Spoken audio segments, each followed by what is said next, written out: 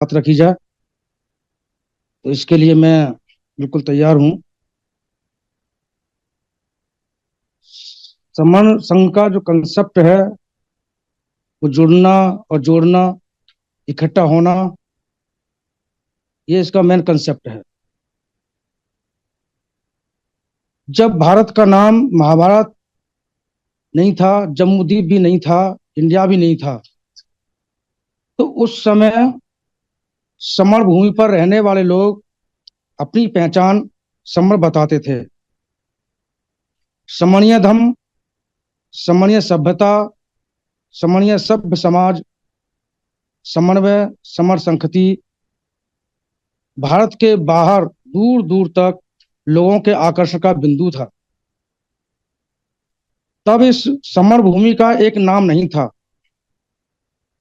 यहाँ के वासी निवासी अपने आप को उस समय समर भूमि का समर कहने की आवश्यकता ही महसूस नहीं करते थे। जैसे, और आवश्यकता क्यों नहीं थी हमें समर कहने की, क्योंकि जब उस टाइम पर सभी समर थे, कोई दूसरा होता, कोई बमर होता या कोई और होता, तो उस समय ये बात रखने की होती, इसलिए सब समर थे। जैसे आज भारत में रहने वाले भारत के अंदर अपने को भारतीय बताने की जरूरत महसूस नहीं करते, जब यही भारतीय भारत से बाहर जाते हैं, तब आपको अपने आप को भारतीय बताने की जरूरत महसूस करते हैं। जब कोई गैर भारतीय इनसे आकर मिलता है या बात करता है या यहाँ आकर रहने लगता है, तब भारत के से बाहर आए लोग यहाँ भारत में आने आरंभ हुए, तो हमने उन्हें संबोधन दिया द्विज। द्विज का अर्थ होता है बर्ड, चिड़िया, पक्षी, पंखी, जो उड़कर एक स्थान से दूसरे स्थान, एक देश से दूसरे देश आती है।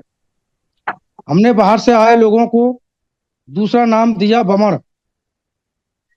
वमन का अर्थ है जो हमारे व्यवहार, आचार, रहन सहन, रूप रंग से उल्टा है, उसको वमन कहते हैं। जो वम है, जो विपरीत है, वह वमन है।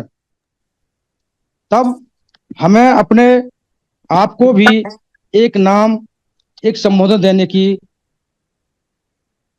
आवश्यकता महसूस हुई। अपने सम स्वभाव, सम आचार, सम विचार, सम रहन सहन, सम साम, यानी शाम का मतलब काला, रूप रंग के कारण हमने अपने आप को समर कहना आरंभ किया। भारत में मनुष्य की पहचान उसके द्वारा किए गए जीविका उपार्जन के आधार पर, उसके द्वारा उपार्जन कम, यानी उसके द्वारा जो कार्य होते थे उसके द्वारा होती है। जो व्यक्ति जीवन जीने के लिए जिस वस्तु, यानी वस्तु को उपजाता है, वह उसकी जाति या उसकी काम की पहचान होती है। यदि व्यक्ति बाहर से आया है तो ब्राह्मण है, तो उसकी यहाँ कोई जात या जाति नहीं होती है। वह ब्राह्मण अपने ब्राह्मण लोगों का एक वर्ग या वर्ग कहलाता है। ऐसे ब्राह्मण लोगों के कई वर्ग समय समय पर अलग अलग संस्कृति के अनुसार बनते चले गए, क्योंकि वे सभी ब्राह्मण बमर थे, इसलिए हमने सबको वमन, ब्राह्मण या संखारित शब्द ब्राह्मण, ब्राह्मण कहा है, और अपने आप को अवयव के रूप में साम यानी समर कहा है। आप कितनी भी कोशिश कर लें, आप अपनी परा पुरातन पुरातन मध्यकालिक या आधुनिक काम से जाति से पीछा नहीं छुड़ा सकते।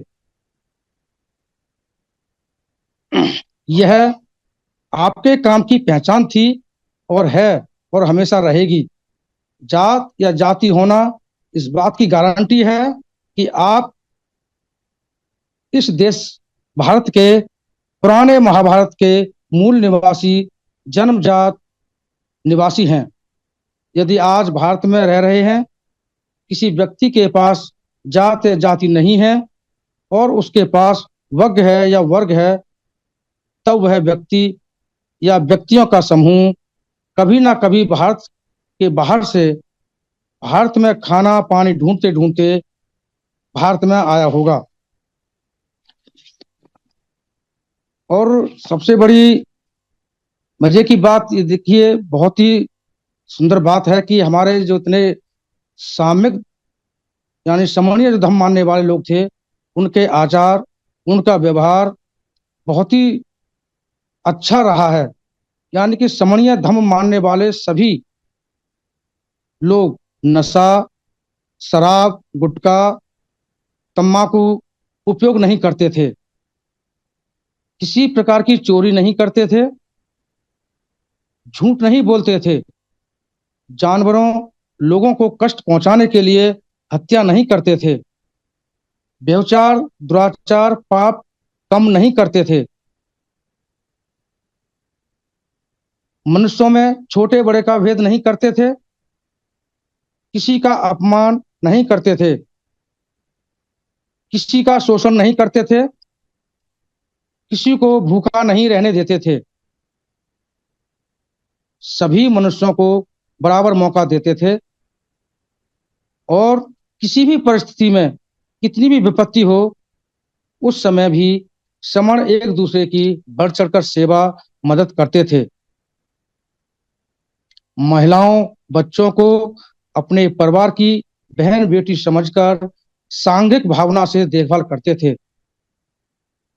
यह भूमि हमारी है, इस भूमि ने हमारी हजारों पीढ़ियों को पैदा किया है, पाला पोसा है, यह भूमि हमारी जननी है।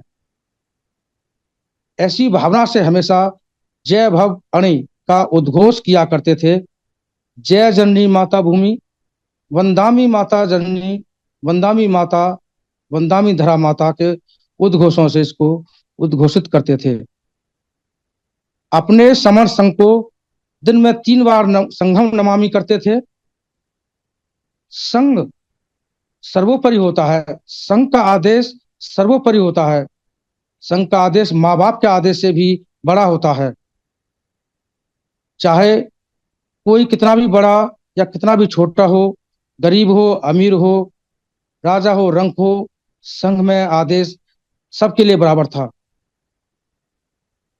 शुद्धोधन, जिनके पास इतनी जमीन थी, उनके खेतों में धान बोने के लिए 1000 हल एक साथ चलते थे। और शुद्धोधन का दोस्त राजा प्रसेनजीत था। एक बार शुद्धोधन का पुत्र सिद्धार्थ गौतम यानी सिद्धार्थ गौतम 21 साल के जब हुए, तो उनकी समण संघ में सदस्य बने। उन्होंने प्रतिज्ञा ली कि मैं संघ के नियमों के अनुसार काम करूंगा, संघ में रहकर संघ की बात को मानूंगा।